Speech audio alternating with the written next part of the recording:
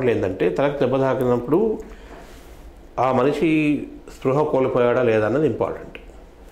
స్పృహ కోల్పోవడము తర్వాత within 5 or 10 minutes recover కావడము దాన్ని మనం కన్కషన్ అంటాం.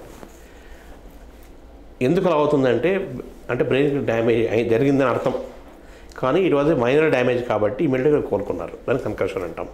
ఒక్కోసారి అసలు కోలుకోరు, కంటిన్యూస్ కోమాలో ఉంటారు. అంటే సివియర్ డ్యామేజ్ ఉన్నప్పుడు కంటిన్యూస్ కోమాలో ఉంటారు.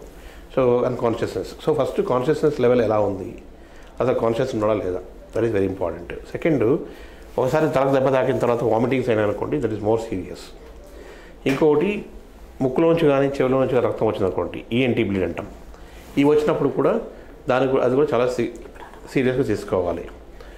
నాలుగవది, ఈ తలనొప్పితో పాటు వామిటింగ్స్ కావడము, తర్వాత ఫిట్స్ రావడం, ఇవన్నీ కూడా ఈ నాలుగుటిని మేము సిగ్నిఫికెంట్ సీరియస్ హెడ్ ఇంజరీ అంటాం. అంటే స్పృహ కోల్పోవడము, వాంతులు కావడము, తర్వాత చెవిలో నుంచి ముక్కులో నుంచి రక్తం కారడము, ఫిట్స్ రావడం. ఈ నాలుగుట్లో ఏ ఒక్క సమస్య ఉన్నా కూడా ఇమ్మీడియట్గా స్కాన్ చేసి చూసుకోవాలి. అంటే that is significant serious head injury అనమాట.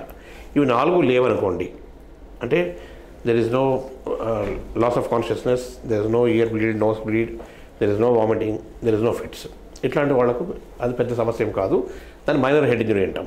మైనర్ హెడ్ ఇంజరీ ఉన్న వాళ్ళకు కూడా నేను చెప్పినట్టు ఇంతకుముందు సైకలాజికల్ డిస్టర్బెన్సెస్ రావచ్చు, మెమరీ డిస్టర్బెన్సెస్ రావచ్చు. సో అందుకోసమే every head injury has to be taken seriously and treated అనమాట.